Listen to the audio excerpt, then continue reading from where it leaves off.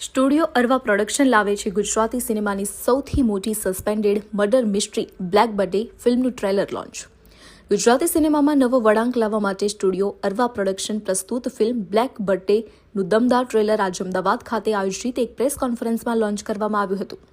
આ પ્રસંગે ફિલ્મના મુખ્ય કલાકારો આરજવ ત્રિવેદી, યોગિતા પટેલ, ચેતન દૈયા, જીતેન્દ્ર ઠક્કર, ધ્રુવી સોની, સ્મિત જોશી, મગન લુહાર, કલ્પેશ પટેલ, ગૌરાંગ જેડી ખાસ ઉપસ્થિત રહ્યા હતા.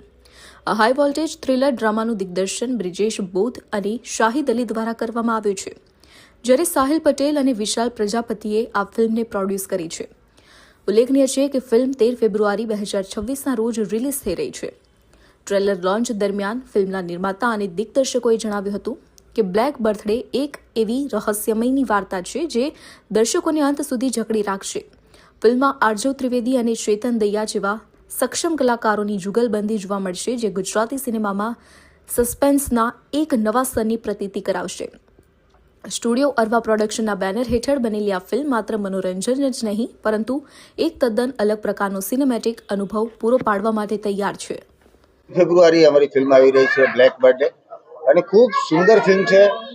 પરિવારના બધા સભ્યો સાથે બેસીને જોઈ શકે અને દરેક વર્ગને એ ક્યાંક ને ક્યાંક અડે અને સ્પર્શે એવી આ વાત છે. અને યુવાધન નવું ટેલેન્ટ, નવી વાત લઈને આવી રહ્યું છે. અને ગુજરાતી પ્રજા ગુજરાતી સિનેમાને જે પ્રેમ આપ્યો છે એ થકી જ ગુજરાતી સિનેમા આજે ઉજ્જવળ છે. તો આ ફિલ્મને પણ આપ સૌ વધાવો એવી હું આશા રાખું છું. ખૂબ મજા આવશે. આ ફિલ્મ 13 ફેબ્રુઆરી આપણા નજીકના સિનેમાઘરમાં બ્લેક બર્થડે જોવાનું ભૂલતા નહીં. ખાસ કરીને શું મેસેજ છે ગુજરાતી ઇન્ડસ્ટ્રીઝ માટે? આ અનુભવ તો બહુ જ સરસ રહ્યો, પણ અનુભવની સાથે સાથે એક બહુ જ મોટી જવાબદારી હતી કે પોતાનું પ્રોડક્શન હાઉસ હોય, હસબન્ડ ડિરેક્ટર હોય, ત્યારે અનુભવ લેવા જઈએ કે જવાબદારી સાચવવી, એ બેની વચ્ચે થોડી હરીફાઈ ચાલતી હોય છે. પણ અનુભવ બહુ જ સારો રહ્યો કારણ કે પોતાના હસબન્ડ જ્યારે ડિરેક્શન કરાવતા હોય તમારી સાથે, ત્યારે એ જે ખુશી છે, જે આનંદ છે, જે એક્સાઇટમેન્ટ છે, એ કંઈક અલગ જ હોય છે. અને અમારા પ્રોડક્શનની આ ફર્સ્ટ ફિલ્મ છે એટલે બહુ જ મજા આવી. બહુ જ બધી ઘણી બધી વસ્તુઓ છે જે કહેવા જેવું છે, પણ હમણાં સમય નથી એટલો, પણ મજા